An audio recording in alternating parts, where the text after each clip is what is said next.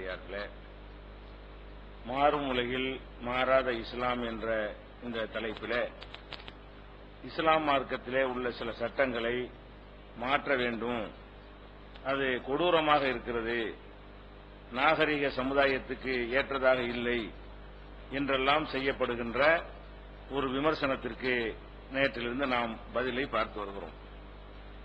அதில் இஸ்லாம் சொல்லக்கூடிய குற்றவியல் சட்டங்கள், ஒரு நாட்டில் தவறுகள் நடக்குமேயானால் மக்களை பாதுகாப்பதற்குத்தான் அரசாங்கம் முன்னுரிமை கொடுக்க வேண்டும், அதற்கு இந்த மாதிரியான சட்டங்கள் இருப்பதுதான் தீர்வு என்று நம்ம சொல்கிறோம். இதை கையை வெட்டுறது, தூக்கு தண்டனை கொடுக்கிறது, சவுக்கடி அடிக்கிறது, பொது இடத்துல வச்சு அவங்கள இது பண்றது, இதெல்லாம் ரொம்ப கொடூரமா இருக்கிறது, பார்க்கறதுக்கு சகிக்கல என்ற மாதிரி அவர்கள் பேசுகிறார்கள்.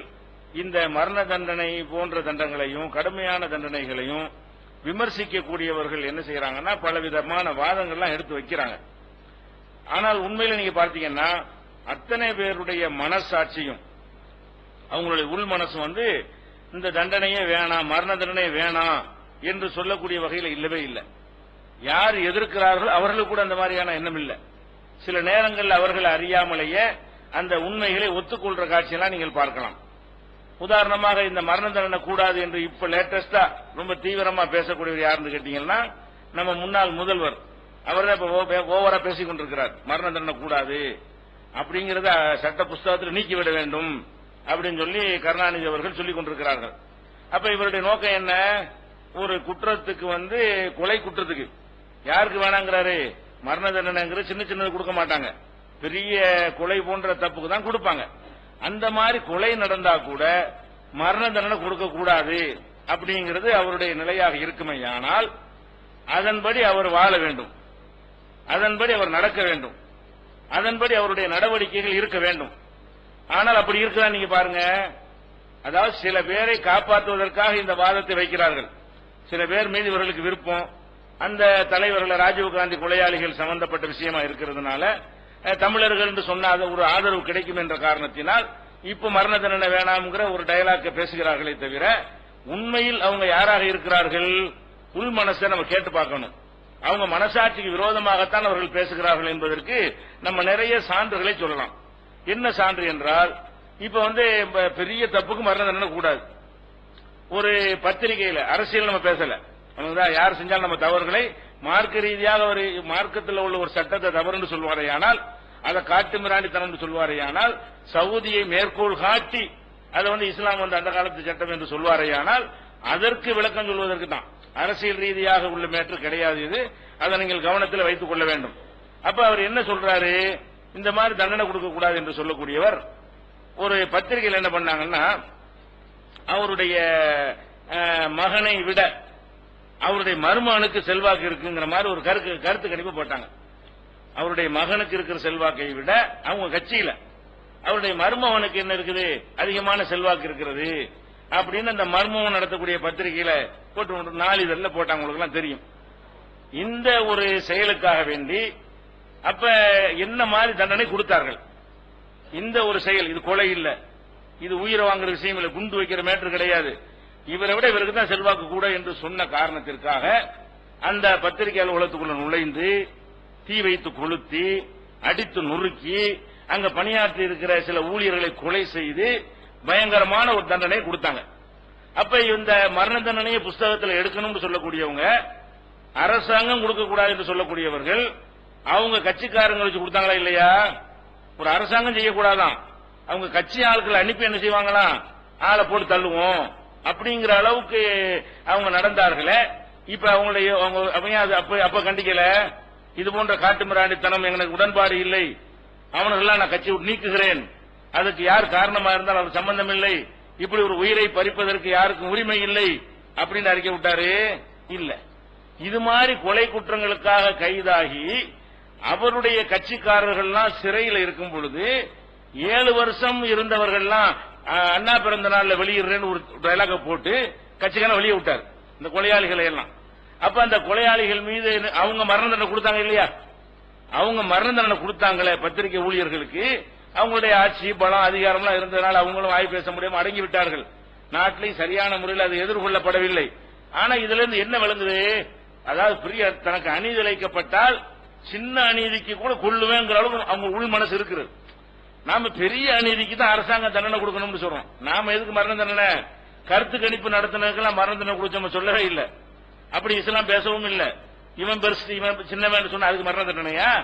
அப்ப உங்களை பாதிக்கிறது என்னை பத்தி இப்படி எழுதுவதா, என் குடும்பத்தை பற்றி இப்படி எழுதுவதான்னு உங்களுக்கு பாதித்தா இந்த பாதிப்புக்கு நீங்க மரண தண்டனை கொடுப்பீங்கன்னு சொன்னா அப்பனை பறி கொடுத்திருக்கான்ல அவன் பாதிப்புக்கு, அண்ணனை பறி கொடுத்திருப்பான தம்பி கொலை செய்யப்பட்டிருப்பான அவனுடைய உணர்வுக்கு, அவனுடைய பொண்டாட்டி எவனா கொலை பண்ணிருப்பான அந்த புருஷன்காரன் உணர்வுக்கு, புருஷனை கொலை பண்ணிருப்பாங்களே அந்த பொண்டாட்டி உணர்வு எப்படி இருக்கு? அப்ப என்ன நீங்க மரண தண்டனை வேணாங்கிற கொள்கை உள்ள ஆளுங்களா? அதே மாதிரி அவங்க கட்சியில ஒருத்தர் வளர்றார் என்பதற்காக வேண்டி தா கிருஷ்ணன் ஒரு ஆளை போட்டு தள்ளினாங்களே அது யார் செஞ்சா? இப்ப அந்த வழக்கை மறுபடியும் தூசி தட்டி என்ன செய்யறாங்க? ஆட்சியில் இருந்தாலும் கூடி மறைச்சிட்டாங்க. இப்ப தூசி தட்டி மறுபடியும் அந்த வழக்கு உயிர் ஊட்டப்படுகிறது. அதை செஞ்சவர் யார்? அப்ப நீங்க மரண தண்டனை கொடுத்தீங்க. கவர்மெண்ட் கொடுக்கிறது கூடாதான், இவங்களை ஏதாவது சொல்லிட்டா கொண்டுருவாங்களாம், இவங்களை ஏதாவது எதிர்த்தா போட்டு தள்ளிடுவாங்களா? இது என்ன நியாயம்? அப்ப மரண தண்டனை உள்ளுக்குள்ள இருக்கு என்ன இருக்குது? எனக்கு பாதிச்சா நான் இப்படித்தான் செய்வேன். அப்ப நீங்க செஞ்ச அநியாயமான ஒரு பாதிப்பு, இதுக்கெல்லாம் அது செய்யக்கூடாது. ஆனால் இது நியாயமானது. உயிரை பறி கொடுத்து நிக்கிறான் அந்த குடும்பத்தான், அவனுடைய உணர்வு உண்மையானது, அவனுக்கு உண்மையா நியாயம் வழங்க வேண்டும், அவனுடைய உணர்வுக்கு ஏற்றவாறு சட்டம் கொடுக்க வேண்டும். அப்ப இதுல என்ன வழங்குறது? எல்லாத்தையும் அது இருக்கிறது, எனக்கு வந்தா நான் விட மாட்டேன். அப்ப கருத்து கணிப்பு இதுக்கு பண்ணிருந்தாங்கன்னு சொன்னா போட்டு தள்ளி என்ன பண்ணிருப்பாங்க? நான் கேட்கிறேன், கருத்து கணிப்புக்கு இத்தனை உயிரை நீங்க பழி வாங்குவீங்கன்னு சொன்னா அப்ப குடும்பத்தில் ஒரு ஆள் இறந்திருந்தால் அப்ப என்ன மாதிரியான பழி வாங்குதல் வரும்? அது எல்லாருக்கும் இருக்கணுமா இல்லையா? நாட்டு மக்களுக்கு அந்த உரிமை வேணுமா இல்லையா? தலைவர்களுக்கு மட்டும் தனி உரிமையா? அப்ப உங்களுக்கு இருக்கிற மாதிரியான தலைவர்களுக்கு இருக்கிற மாதிரியான உணர்வுகள் மக்களுக்கும் இருக்கிறது. அவனுக்கு குடும்பத்தில் யாராவது பாதிக்கப்பட்டால் அவன் கொந்தளிப்பான், அவனுக்கு ஏதாவது நியாயம் கேட்பான், எனக்கு நியாயம், அவனை உயிரை பழிக்கு பழி தீர்க்கணும், அதான் எனக்கு வழங்குற நியாயம் என்று எதிர்பார்ப்பான். அவனே ஆயுதத்தை எடுக்காம அவனே கத்தி எடுக்காம அரசாங்கம் செய்யணும்னு எதிர்பார்க்கிறான். அதை நீங்க செய்ய தவறிவிட்டு என்ன செய்றீங்க? மரணத்தின் அகராதியில் இருக்கக்கூடாது. இத்தனை அரசாங்கங்களை பார்த்திருக்கிறீங்க சுதந்திரம் அடைஞ்ச காலத்திலிருந்து. ஒவ்வொரு கவர்மெண்ட்லையும் என்கவுண்டர் பார்த்திருக்கீங்களா இல்லையா? ஒரு கவர்மெண்ட் நடக்கிறது, கவர்மெண்ட்ல என்ன செய்யணும்? ஒருத்தன் குற்றவாளி என்று சொன்னால் அவனை தண்டிக்கிற அதிகாரம் யாருக்கு இருக்குது? நீதிமன்றத்துக்கு தான் இருக்குது, எந்த ஆட்சியாளரும் கிடையாது. அப்ப நீதிமன்றத்தை நிப்பாட்டணும், சாட்சிகளை வைக்கணும், தீர்ப்பு அளிக்கப்பட வேண்டும், அவன் குற்றவாளின்னு சந்தேகத்துக்கு நிரூபிக்க வேண்டும். அதுக்கப்புறம் என்ன செய்யணும்? அவனை சட்டத்தின்படி என்ன செய்யணும்? இவனுக்கு தூக்கு தண்டனை கொடுக்கிறேன், இவனுக்கு ஆயுள் தண்டனை கொடுக்கிறேன், என்ன தண்டனை கொடுப்பதாக இருந்தாலும் அதை யார் செய்யணும்? நீதிமன்றங்கள் செய்யணும்.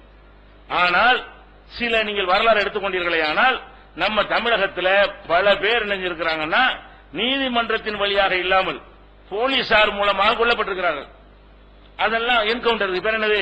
ஒருத்தர் ஏதாவது ரவுடியா இருந்தான்னு வைங்களேன், இவனை ஒரு பிடிச்சி நிரூபிக்க முடியாது, தப்பிச்சு வந்துடுறான் அப்படின்னு சொல்லி என்ன செய்வாங்க? அவனை தனியா ஜெயில தூக்கிட்டு போய் ஒரு காட்டு பக்கம் கொண்டு போய் இவங்கள கொண்டு போய் அவன் என்ன செய்யறான்? கையை அவுத்து விட்டு ஓடுறாங்கிறது, ஓட விட்டு சுட்டு விடுறது. எங்களை தாக்கி விட்டு ஓடும் போது சுட்டு விட்டோம், அது என்கவுண்டர். என்கவுண்டர் என்ன அர்த்தம்? அவர் தற்காப்புக்கு செய்யறாங்களாம். காட்டுல அவன் போனா நீ கொண்டு போன அந்த கேள்வியெல்லாம் கிடையாது. நீ இங்கே தூக்கிட்டு போய் காட்டுல கொண்டு போய் ஜெயில இருந்தோம் காட்டுக்கு போனா காட்டுல வச்சா தற்காப்பு. அப்ப அந்த மாதிரி இவங்களா வெளியே எடுத்துக்கொண்டு அவரை சுட போனான்னு சொல்லி என்ன செய்யறது? வெறுப்பான துணியை கட்டிட்டு போய் ஆஸ்பத்திரியில படுத்துக்கிறாங்க. என்னை தாக்கினான், அந்த இடத்துல வெட்டி விட்டான், அந்த இடத்துல கட்டி விட்டான்னு சொல்லி போலீஸ்காரங்க சொல்றது டாக்டர் கேட்பாங்க. என்ன போலீஸ்காரங்களா செய்யுது? கவர்மெண்ட் சொல்லி செய்யுது, அரசாங்கத்தினுடைய பாலிசி இது. ஒரு முதல்வருடைய அனுமதி இல்லாம, ஒரு சட்ட அமைச்சர் அனுமதி இல்லாம போலீசார் செய்ய முடியாது, இருந்தா அவங்களுக்கு வேலை போயிடும். அப்ப இதுக்கு ஆணையிட்டுவது யாரு? எந்த முதலமைச்சராக இருந்தாலும் செய்திருக்கிறார்கள். யாரு முதலமைச்சராக இருந்தாலும் அவருடைய ஆட்சியில் நினைஞ்சிருக்கிறே வீரமணியுடைய என்கவுண்டர்ல இருந்து, வாண்டையாருடைய வெங்கடேச பண்ணையாருடைய என்கவுண்டர்ல இருந்து, அதே மாதிரி இப்ப இங்க ஒரு கொள்ளையனுக்கு மெட்ராஸ்ல போட்டாங்களே அந்த என்கவுண்டர்ல இருந்து, 2 சிறுமிகளை பாலியல் பண்ணான்னு கோயம்புத்தூர்ல போட்டு தள்ளினாங்களே அந்த என்கவுண்டர்ல இருந்து மக்கள் உணர்வை பாக்குறாங்க.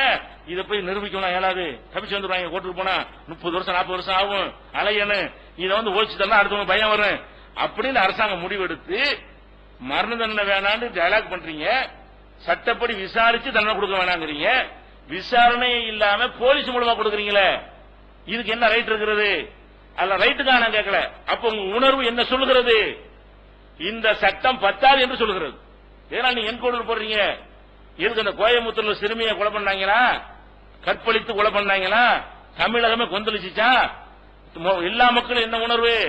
இதுக்கு நியாயம் கிடைக்கணும்னு சொல்லி ஏதோ வேற ஒரு வட மாநிலத்து ஒரு குடும்பத்தை சேர்ந்தவர்கள் மார்வாடி குடும்பத்துடைய ஆட்களா இருந்தும் கூட மக்கள் உணர்வு என்னவா இருந்துச்சு, தமிழன் அந்த அதெல்லாம் பார்க்கலாம் இல்ல. இது அநியாயம். ஒரு சிறுமியை கொண்டு போய் இந்த மாதிரி செஞ்ச அந்த சம்பவத்தை படிக்கும் பொழுது எல்லாருக்கும் ரத்தம் கொதிக்கும். அனைவருடைய உணர்வு என்னவா இருந்தது, இந்த இதுக்கு ஒரு சரி தண்டனை கொடுக்கணும் என்பதாக இருந்தது. அது அரசாங்கம் பார்த்துச்சு. இவனை கைது பண்ணி ஜெயில வச்சுக்கிட்டு இருந்தா மக்கள் உணர்வுக்கு ஏற்றவாறு அது இருக்காது. அனைத்து மக்களும் எதை விரும்புகிறார்கள் என்று சொன்னால் இதுக்கு கொடுக்க வேண்டியது மரண தண்டனை என்று விரும்புகிறார்கள் என்ற அடிப்படையில் அதுல சம்பந்தப்பட்ட அந்த சிறுமியை பாலியல் பலாத்காரம் பண்ணி அந்த கொலை செய்தவனை என்ன செஞ்சாங்க, துப்பாக்கியால போலீசார் சுட்டு கொலை செய்து விட்டு எங்களை தாக்கிவிட்டு தப்பிக்க முடியும் போது நாங்கள் கொண்டு விட்டோம் சொன்னார்கள். யாரா சேர்த்தான நாட்டில் இது சட்டப்படி நடக்கல, அப்படி தப்பிச்செல்லாம் போக மாட்டான். 30 போலீஸ்காரன் ஆயுதத்தோடு இருக்கும்போது வெறுமன் நிராயுதம் பண்ணி தப்பிச்சு ஓடி போயிருவானா? தப்பிச்சு ஒன்னா சுடுவான்னு உனக்கு தெரியாதா? இந்த கிறுக்கனாச்சும் செய்வானா? தப்பிக்காம இருந்தா தான் நம்ம உசுரோட இருக்க முடியும். தப்பிச்சா சுட்டு போடுவாங்கன்னு அவனுக்கு தெரியாதா? அப்படி ஓடவிட மாட்டான். அப்படிலாம் ஓடுறதுக்கு எவனுக்கு தைரியம் வராது. ஆயுதங்களோட வைத்திருக்கும் பொழுது வெறுங்கையா வரக்கூடிய எப்படி ஓடுவான்? அப்ப நீங்களா என்ன செய்றீங்க, சுட்டு தள்ளிவிட்டு செஞ்சீங்க. நான் தட்டின சரியா அது நான் கேட்கவில்லை. மக்கள் என்ன நினைக்கிறார்கள், தனக்கு பாதுகாப்பு வேண்டும் என்றால் இதுதான் சரின்னு நினைக்கிறார்கள். அந்த என்கவுண்டரையே நாடு நியாயப்படுத்தினுச்சுன்னா நீ எப்படி சட்டப்பூர்வமான மரண தண்டனையை அநியாயம் சொல்லுவ? சட்டப்படி விசாரித்து இவன் தான் கொலையாளி என்று ஆதாரங்களை சொல்லி ஒரு நீதிமன்றத்தின் வழியாக கொடுக்கிற தண்டனை எப்படி தவறாக முடியும்? இது தவறு என்று சொல்லலாம். இது தப்பு. பழிவாங்க கூட ஒருத்தர் குற்றவாளி போலீசார் செஞ்சு விட முடியும். ஒரு அரசாங்கம் யாரை வேண்டாலும் சுட்டு தள்ளிட முடியும். கேட்டா அவன் ஏதாவது கொலை செஞ்சான்னு சொல்லிவிட முடியும். நீதிமன்றத்திலிருந்து நிரூபிக்கிற அப்படியா இருக்கு. அப்ப என்ன வழங்குகிறது, ஒவ்வொரு அரசாங்கங்களுமே எந்த கட்சி ஆட்சியில் இருந்தாலும் எந்த மாநிலமா இருந்தாலும் இந்தியாவில் உள்ள எந்த மாநிலத்திலும் என்கவுண்டர் நடக்காத மாநிலம் இல்லை. அப்ப ஒவ்வொரு மாநில அரசும் என்ன நினைக்கிறது, இந்த மாதிரி கொடுத்தா தான் குற்றம் குறையும். இந்த கோர்ட் இவங்க சட்டத்தை நம்பிக்கிட்டு 45 வருஷத்துக்கு பிறகு நிரூபணமாக வெளியே விட்டு போடுவாங்க. இந்த சட்டத்தை நம்பினா உருப்படாது, குற்றம் குறையாது. அளவுக்கு அதிகமா குற்றம் போகும்போது அரசுடைய புத்தி எப்படி வேலை செய்கிறது? இங்க ஒரு தாதா இருந்துட்டு ரொம்ப அநியாயம் பண்றான், எதுவும் கட்டுப்பட மாட்டேங்கிறான், என்ன செஞ்சாலும் தப்பிச்சு வந்துடுறான். 30 கேஸ் போட்டா 30 ரிலீஸ் ஆகி வந்துடுறான். எதிராக சாட்சி சொல்ல பயப்படுறாங்க, சாட்சி சொல்ல வந்தா அவனை போட்டு தள்ளிப்படுறான். அந்த மாதிரி போய்கொண்டே இருக்கும்போது என்ன அரசாங்கம் நினைக்குது, ஒரு அளவுக்கு மேல எப்படி போனா சட்டம் ஒழுங்கு பிரச்சனை ஆயிருமே, கேள்வி பதில் சொல்ல முடியாது, நாட்டு மக்கள் கொந்தளிப்பாங்களே, அதுக்கு வழி என்ன, போட்டு தள்ளு, என்கவுண்டரை போடு.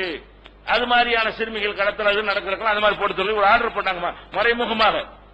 அப்ப நம்ம என்ன பார்க்கிறோம், ஒவ்வொரு மாநிலத்திலும் இது நடக்கிறது, ஒவ்வொரு மாநில அரசாங்கம் இதை செய்கிறது. அரசாங்கத்தின் ஆசையோடு அனுமதியோடு இந்த செயல் நடத்தப்படுகிறது. சட்டவிரோதமான இந்த செயல் மக்கள் ஆதரிக்கிறார்கள் என்ற காரணத்திற்காக செய்யப்படுகிறது. எவனும் எதிர்க்கல. இந்த என்கவுண்டர் என்ன செய்யல, யாருமே எதிர்க்கவில்லை. மக்கள் போராட்டம் பண்ணாங்களா, எப்படி நீ அநியாயமா கொள்ளலாம்னு கேட்டாங்களா? இந்த மனித உரிமைன்னு பேசுற சில அறிவுஜீவிகள் இருக்காங்க பாருங்க, அவங்க போட்டு அறிக்கை விட்டு இருப்பாங்க, அவ்வளவுதான். அது 10-15 பேர் இருப்பாங்க, அவ்வளவுதான். நாட்டு மக்கள் என்ன நினைச்சாங்க, இதுதான் சரி, சரியான வேலைடா, தப்பா செஞ்சிருக்கிறான், அது சரியான விளங்கணும். அப்ப நீ எதுல இருந்து பாடம் இருக்கணும், இப்படி இருந்தா அவன் பாதுகாப்பு சம்பந்தப்பட்ட விஷயம் எதுக்கு இந்த மக்கள் ஆதரிச்சான்? ஏன் பிள்ளைய கடத்திட்டு போனா என்ன ஆகுது, எதனால இந்த மக்கள் இப்படி வர்றான்? அந்த கொல்லப்பட்ட மாமனா, மச்சான், நம்ம பிள்ளையா, நம்ம பேத்தியா, மருமகளா, யாரு, தங்கச்சியா, அவ யாரோ? இன்னைக்கு அந்த பிள்ளைக்கு செஞ்ச மாதிரி என் பிள்ளை பள்ளிக்கூடத்துக்கு போகும்போது செஞ்சால் என்ன ஆகும்? அந்த பயம் வரணும். இவனை கொண்டாத்தான் என் பிள்ளைக்கு, அதுதான் காரணம். எதுக்கு சப்போர்ட் பண்ணாங்க தலைவர்? அவங்க பெரிய ராயல் ஃபேமிலியா, இந்தியாவில் பெரிய செல்வாக்கு பெற்ற ஒரு குடும்பத்தை சேர்ந்தவங்களா? அவங்க யாருன்னு தெரியாது, வடநாட்டு ஆளு. அவங்க யாரையவர் வந்தேறிகள், குடியேறியவர்கள், அதை பார்க்கவில்லை. தன்னுடைய பாதுகாப்பு அதில் அடங்கி இருக்கு. மக்கள் என்ன வழங்கலாம், தன்னுடைய பாதுகாப்பு அதில் அடங்கி இருக்குன்னு விளங்கித்தானே செய்யலாம். அப்ப நாட்டு மக்கள் அத்தனை பேருக்கும் தெரிகிறது, இந்த கடும் தண்டனை தான் ஒரே தீர்வு, குற்றங்களை குறைக்கி நமக்கு பாதுகாப்பு தரும். அப்ப இந்த என்கவுண்டர் மூலமாக எதெல்லாம் பொய்யாகிறது, மரண தண்டனை கூடாது என்று கூப்பாடு போடக்கூடிய அத்தனை பேருமே ஏதோ வேண்டப்பட்டவர்கள் மரண தண்டனை மாட்டிக்கிட்ட காரணத்தினால் கூட்டுகிறார்கள். அனைவருக்கும் அவர் கூப்பாடு போட மாட்டார்கள். இவர்கள் யாருக்காக கூப்பாடு போடுகிறார்களோ அவர்கள் தூக்கு தண்டனை இல்லை என்று விடுவிக்கப்பட்டு விட்டாலோ, தூக்கு தண்டனை போட்டு முடித்து விட்டாலோ அடுத்தடுத்த காலங்களில் பேசவே மாட்டார்கள். மரண தண்டனை பற்றி அகராதியில் இருக்கக்கூடாது என்று சொல்ல மாட்டார்கள். அப்போ ஒரு நோக்கத்துக்கு பேசுகிறார்களே தவிர உள் மனசு, எல்லாருடைய உள் மனசும் என்ன சொல்கிறது, ஒவ்வொரு மனுஷனுடைய உள் மனசு, எந்த மனுஷன் மரண தண்டனை வேணாம்னு சொல்றான் பாருங்க, அந்த மனுஷனுடைய உள் மனசும் கூட சரி, அதனால நீங்களே சரி, அதான் நீங்களே என்கவுண்டர் பண்ணி அதை ஒண்ணு பாத்துக்கிறோம். அதே மாதிரி என்னன்னு கேட்டா, இப்ப டெல்லியில ஒரு மாணவிய வந்து கற்பழித்து கொலை செஞ்சாங்க பஸ்ல போகும்போது, அது தெரிஞ்ச விஷயங்கள். அந்த மாணவி யார் நமக்குலாம்? இந்த நாட்டில் உள்ள மக்களுக்கெல்லாம் யாரு? சொந்தக்காரங்களா? அல்ல பெரிய குடும்பத்தை சேர்ந்தவங்களா? அல்ல முன்னாள் பிரதமராகவோ இந்நாள் பிரதமராகவோ நாளைக்கு பிரதமராகவோ ஆகக்கூடிய ஒரு ஆளுடைய மகளா? யாருன்னு தெரியாது. அந்த சம்பவத்தினுடைய காட்சிகளை பார்க்கும் பொழுது இது வந்து நம்ம அது கூட அந்த நள்ளிரவுல போய் இந்த மாட்டிக்கிட்ட விஷயம். அப்படி இருந்தும் கூட மக்கள் என்ன செய்யறாங்க? டெல்லி ரணகளமானுச்சு. வீட்டில் பிரதமர் இருக்க முடியவில்லை, ஜனாதிபதி இருக்க முடியவில்லை, சோனியா காந்தி அவங்க வீட்டில் இருக்க முடியவில்லை, டெல்லி முதல்வர் ஷீலா வந்து அவங்க வீட்டில் ஷீலா தீட்சித் இருக்க முடியவில்லை. எல்லாம் போராட்டம், முற்றுக, வரிய மறிச்சுக்குதான், அடி தட்டி தண்ணி அடி போடுறான். ஒரு நாள் 2 நாள் 10 நாள் 15 நாள் இப்படி கொந்தளிப்பு. எகிப்து மாதிரி ஆயிருமோன்னு பயப்படுற அளவுக்கு, எகிப்து மாதிரியான ஒரு நிலைமையாகி மக்கள் கொந்தளிப்பு ஆயிருமோன்னு பயப்படுற அளவுக்கு அந்த நேரத்தில் இருந்தது. எல்லாரும் அந்த போராட்டத்தில் என்ன சொன்னா, எல்லாருடைய உணர்வு என்ன, அவன் என்ன நினைக்கிறான்னு கேட்டா, இந்த பெண்ணு போய் ராத்திரி போய் மாட்டிக்கிட்டு அதெல்லாம் நினைக்கல.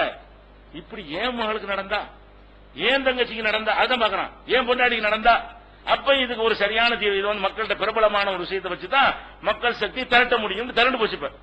எல்லாரும் என்ன கோரிக்கை வச்சான்? அவனுக்கு மரண தண்டனை கொடு, உன் மைனருக்கும் கொடுண்டான். மைனர் ஒருத்தர் இருக்கான் பாருங்க, அந்த கற்பழிச்சதுல வந்து 18 வயசு கீழே உள்ள ஒருத்தர் இருக்கிறான்.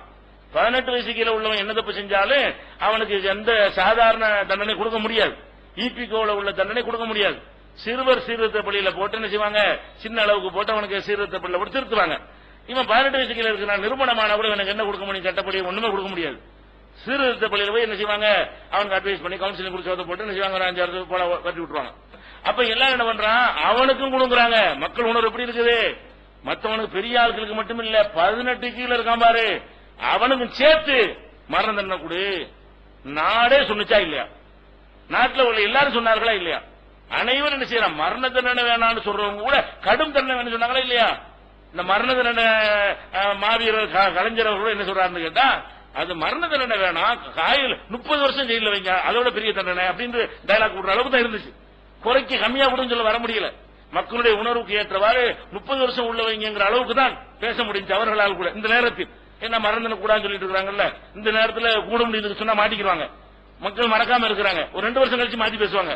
இப்ப உடனே நேற்று விட்டுட்டு இன்னைக்கு மாத்த முடியுமா? அதனால நினைஞ்சாரு 30 வருஷம் உள்ள வைக்கணும், மரண தண்டனை விட பெரிய தண்டனையாக இருக்கும் ஒரு டயலாக் விட்டார் இவர் மட்டும். மத்தவங்க எல்லாம் என்ன செஞ்சாங்க, சரி கடும் தண்டனை கொடுக்கணும் அப்படியா இப்படியான்னு சொல்லி எல்லாரும் நாடே சொன்னிச்சு. நாடு சொன்ன இருக்கட்டும், அந்த பெண்ணை பத்தி அப்ப என்ன சொன்னான், அந்த பெண்ணுடைய அப்ப என்ன சொன்னான், அந்த மைனர் தான் ரொம்ப ஆட்டம் போட்டவன், அவன் உள்பட மரண தண்டனை கொடுத்தாலே தவிர எங்களுடைய மனசு ஆறாது. எங்க மகளை இந்த மாதிரி சீரழிச்சு கொலை செஞ்சவனுக்கு மரண தண்டனை கொடுத்தாலே தவிர எங்கள் மனசு ஆறாது. இப்ப யாருக்கு சட்டம், பாதிக்கப்பட்டவனுக்கு உனக்கா? ஏசி ரூம்ல உட்கார்ந்துகிட்டு நீ வந்து புஸ்தகம் எழுதி அவனுக்கா சட்டம்? எங்களை மாதிரி மக்களுக்கு பாதிக்கப்பட்டவன் என்ன சொல்றான், விட்டு மரண தண்டனைய. அப்ப நாட்டு மக்கள்லாம் அழகா கரெக்டா தான் இருக்கிறான், நாடுதான் சரியில்லை, நாட்டில் அரசு சரியில்லை, படித்தவர்கள் சரியில்லை, அதிகாரத்தில் உட்கார்ந்தவர்கள் சரியில்லை, அரசியல்வாதிகள் சரியில்லை. மக்கள் தான் ஒண்ணு எதிர்பார்க்கிறான், அது கூட புரிஞ்சுக்கிறது தெரியாம இருக்க. மக்கள் இதுதான் விரும்புறாங்க, கடுமையான தண்டனையை தான் இந்த அறிவுஜீவிக்காக பார்க்கிறான், பேப்பர் எழுதுறவனுக்காக வேண்டி. மக்கள் அதை விரும்பவே கிடையாது. நீ எவ்வளவு கடுமையான தண்டனை கொடுத்தாலும் மக்கள் ஆதரிப்பார்கள் என்பதற்கு நான் சொன்ன என்கவுண்டர்களே ஆதாரம். என்கவுண்டர் கொந்தளிச்சு போயிருக்கணும். எப்படா ஒரு அப்பாவியை நீ விசாரிச்சு நீதிமன்றம் சொல்லும் போது நீ வந்து சுடுவ, நீதிமன்ற குற்றவாளி சொன்னிச்சா? நீ தானே கேச போட்டிருக்கிற, போலீஸ் பொய்யா கூட இந்த கேச போட்டிருக்கலாமே, நீ எப்படி இதை சுட்டேன்னு கேட்க வேண்டிய ஒரு மேட்டர் அதுல கூட கேட்கல. மக்கள் உணர்வு எப்படி இருக்கு, இந்த மாதிரி ஒரு அதிர்ச்சி கொடுக்க வேண்டும், அதிரடியா கொடுக்க வேண்டும் என்று அவர் நினைக்கிறார்கள். அப்ப இவங்க எதை மாத்தணும், இப்ப அட எல்லாம் இதை நோக்கி மாறுறான். இஸ்லாம் என்ன சொல்ல அதை நோக்கி மாறி இருக்கலாம். அத்தனை மக்களுடைய உள்ளங்களும் இஸ்லாம் சொல்லக்கூடிய நோக்கி மாறிக்கொண்டிருக்கிறது. இவனுக்கு விளங்க மாட்டேங்குது. நம்மள மாத்தணும், இது காட்டு மிராண்டித்தனம். மக்கள்கிட்ட கேளு, மக்கள் உன்னைய காட்டு மிராண்டிக்கிறான். இப்ப வேணான்னு சொல்றீங்க, விட்டுருங்கிறிய, உன்னையத்தான் காட்டு மிராண்டிக்கிறான். நாட்டு மக்கள், இந்தியாவோட அத்தனை மக்களும், அத்தனை மொழி பேசுற மக்களும் இந்த செயல் சரி, இவனுக்கு மருந்து தண்டனை கொடுக்கணும். அரசாங்கம் புதுசா சட்டம் போடுற அளவு கொண்டு வந்துச்சா இல்லையா? இத்தனை வருஷமா இருந்த 50 வருஷமாக வைத்திருக்கிற சட்டம் குப்பை கூடைக்கு போகணும், இன்னும் கொஞ்சம் கூடுதலா கூடுறான்னு கேட்டாங்களா இல்லையா? அரசாங்கம் பணிச்சா இல்லையா? சட்ட திருத்தம் கொண்டு வந்துச்சா இல்லையா? கொண்டு வந்தனா போராட்டம் அடக்க முடிஞ்சு, கொண்டு வந்திருக்காவிட்டால் ஒரு எகிப்தா இருக்கும், புரட்சி மக்கள் புரட்சி ஏற்பட்டிருக்கும், டெல்லியில் உள்ள நாடுபுறம் கொந்தளிச்சிருக்கும், போலீஸும் அடக்க முடியாது, ராணுவம் அடக்க முடியாது. அந்த மாதிரி பற்றி எறிகிறதை பார்த்துவிட்டு அப்பதான் புத்தி வருது, கொஞ்சம் கொஞ்சம் கடுமையாக்குவோம், கேட்கிற அளவுக்கு இல்லாட்டாலும் கொஞ்சம் கடுமையாக்குவோம் என்று கடும் சட்டம் கொண்டு வந்திருக்காங்க. இப்ப லேட்டஸ்டா உள்ள சட்டம் என்ன, அது புது சட்டம் கொண்டு வந்திருக்காங்க, திருத்தி கற்பழிப்பு கொஞ்சம் கடுமையான தண்டனை கொடுக்கணும். அந்த கடுமையான தண்டனை விவரங்களை ரெண்டாவது சொல்றேன். அப்ப எதுக்காக நான் சொல்றேன், அப்ப கற்பழிப்புக்கு இந்த மாதிரி கொலைக்கு இந்த மாதிரி அநியாயத்துக்கு கடும் தண்டனை கொடுக்கிறது கொடுமைங்கிறீங்க. இப்படிலாம் ஒருத்தர் கொள்ளலாமா, ஒரு உயிரை எடுக்கலாமான்னு கேட்கறீங்க.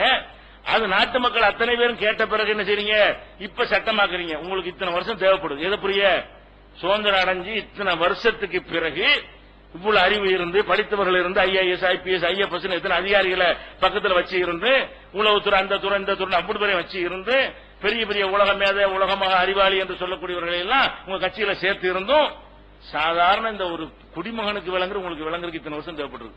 ஒரு குடிமகனுக்கு விளங்குது இது தப்பு, இந்த சட்டம் யூஸ்லெஸ், இது ஒண்ணுக்கு குப்பை கூடைக்கு போற சட்டம், இந்த நாட்டில் உள்ள சட்டம், அதை மாத்தி ஆகணுங்கிறது. இப்ப அவங்களுக்கு பணிஞ்ச அரசாங்கம் மாத்துதுன்னா என்ன அர்த்தம், எது மாறுது, நீங்க தான் ஏறி அங்க நாங்க இறங்கி வரவே இல்லை, இஸ்லாம் அது அதே இடத்துல நிக்கிறது, நீங்க தான் படிப்படியா ஏறி அதை நோக்கி வந்து கொண்டிருக்கிறீர்கள். உலகமே என்ன செய்கிறது, படிப்படியா ஒரே நேரத்தில் வராம இஸ்லாம் ஒரு 100 சொன்னுச்சுன்னா நீ 0 ஒரு 50க்கு வர்ற, அப்புறம் 60க்கு வர்ற, இன்னும் 2 நடக்கும், இன்னொரு டெல்லி மாதிரி இன்னும் 2 நடக்கும். அப்ப மொத்தத்துக்கு நீங்க தான் வருவேன்.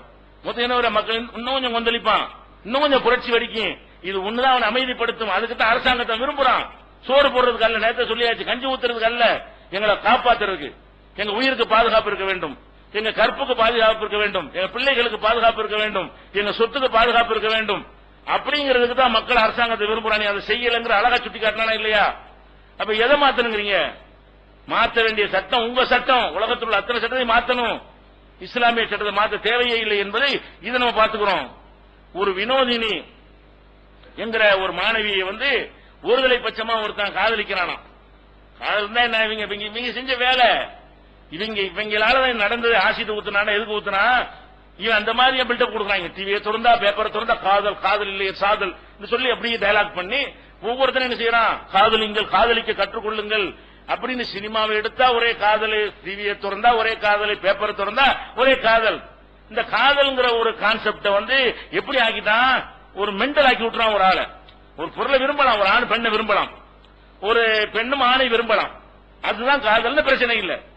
அதைய காதல்ங்கிறான் இவன் எதை காதல்ங்கிறான், அதை ஒன்றை வெறி பிடிச்சி விரும்புறது. அது கிடைக்கலன்னா வேற எது கிடைச்சாலும் நாம எடுக்க மாட்டேன், அப்படி விரும்புறது லூஸ் தானது. ஒன்று அப்படி விரும்பலாமா, நம்ம ஒரு பிரியாணியை விரும்புறோம், கையில காசு இல்லாட்டி சாதா சோறு தின்ட்டு போ, அதெல்லாம் கிடையாது. காசு இல்லாட்டி பிரியாணி எப்படி செத்தான் தொலைணும். ஒன்றை விரும்பலாம், கிடைக்காட்டி வேற ஒன்றை வாங்கிக்கணும், ஆல்டர்னேட்டிவ் வச்சுக்கணும். அந்த அளவுக்கு தான் விரும்பணும். ஒரு ஆண் ஒரு பெண்ணை விரும்பினாலும் சரி, ஒரு பெண்ணு ஒரு ஆணை விரும்பினாலும் சரி, எப்படிதான் விரும்பணும் பாப்போம். அவளும் விரும்புறாளா, நம்மளும் விரும்புறோமா, எல்லாம் ஒத்து வருதா, குடும்பம்லாம் ஒத்துக்கிறாங்களா, எல்லாம் சரியா கல்யாணம் பண்ணிக்கிறோம் இல்லையா, போ வேற ஒண்ணு. இது நார்மல். இந்த மாதிரி நாட்டு மக்களை கொண்டு வந்தான்னு சொன்னா நார்மல் மக்களை கொண்டு வர்றான்னு அர்த்தம். எப்படி செய்யலாம், அது இல்லாச்சு வேற ஒண்ணும் இல்லை, எனக்கு சோறு இல்ல, கஞ்சி இல்ல, தண்ணி இல்ல, படுத்தே கிடக்கலாம், உங்களை படுத்தே கிடக்கலாம். அப்படி கிடக்கிற காரணம் என்ன, இயற்கையா வந்ததுங்கிறீங்களா, செயற்கையா இங்க ஊட்டினது. இயற்கையா வந்தது இல்லை, இயற்கை அப்படி இருக்க மாட்டான். இந்த சட்டை வாங்க போல, இந்த கலர் சட்டை கிடைக்காட்டி வேற கலர் சட்டை போட்டுக்கிறேன், அவ்வளவுதானே. நான் தேடி போட பிராண்டு கிடைக்காது என்ன செய்வேன், வேற ஒரு பிராண்டு வாங்கிட்டு வருவேன். ஒரு கடையில் ஒரு ஜாமான் கேட்கறீங்க, கிடைக்கல, இன்னொரு கடையில் கேட்கறீங்க, கிடைக்கல, கிடைக்கிற வாங்கிட்டு வேண்டியதானுங்க. அப்ப எனக்கு விரும்புறது கிடைக்கலன்னா கிடைக்கிறது விரும்பணும். இதான் மனுஷன். மனிதனுடைய செருப்பு வாங்க போனாலும், சட்டை வாங்க போனாலும், பேனா வாங்க போனாலும் நீங்க விரும்புறதை தேடி போங்க. விரும்புறது கிடைக்கலன்னா எது கிடைக்கிறது விரும்பிக்கிறங்க. இந்த மாதிரி மனிதனை பக்குவப்படுத்தினா இவன் வினோதினி கிடைக்கல ஆசிரியர் ஊத்துவானா, நீ விரும்பல போ, வேற ஒருத்தி இருக்க போடி. இது இப்படி போயிருப்பானா இல்லையா, அவன் எப்படி போயிருப்பான். சரி விரும்பி தொலைச்ச, அவன் மாட்டேன்ட்டான்ல, நீ என்ன செஞ்சிருக்கணும், சராசரி மனுஷனா செஞ்சிருக்கணும். அவளுக்கு விருப்பம் இல்ல, மரண காதல், அவ விரும்பி நம்ம என்னதுக்கு, 2 பேரும் விரும்பினா தானே சந்தோஷம். நீ விரும்பி போயிட்டே எனக்கு 1000 பேர் இருக்காங்கன்னு வந்திருப்பானா இல்லையா. அவன் அந்த மாதிரி ஆக்குனது யார், இவனுதான். இந்த மரண தண்டனை வேணாம், அறிவுஜீவின் விஷக்கிருமி இருக்கிறாங்களே, இவங்க தான் என்ன செய்யறாங்க, மரண தண்டனை வேணாம் வேணாம்னு சொல்லிட்டு இந்த காதல்ங்கிறது கிறுக்க மாதிரி ஆக்கி ஷாஜஹான் மும்தாஜின் இந்த கதையெல்லாம் விட்டு அந்த காலத்துல இருப்பாங்க லைலா மஜ்னூன், மஜ்னூன்ல கிறுக்கேன், லைலா மஜ்னூன்ங்கறாங்க, பேர்ல இருக்கு லைலாவ மஜ்னூன் காதலிச்சான், அவன் பேர் வேற. மஜ்னூன்ல லூசுன்னு அர்த்தம், கிறுக்கேன்னு அர்த்தம். அது வார்த்தை அரபி வார்த்தை தான் அது.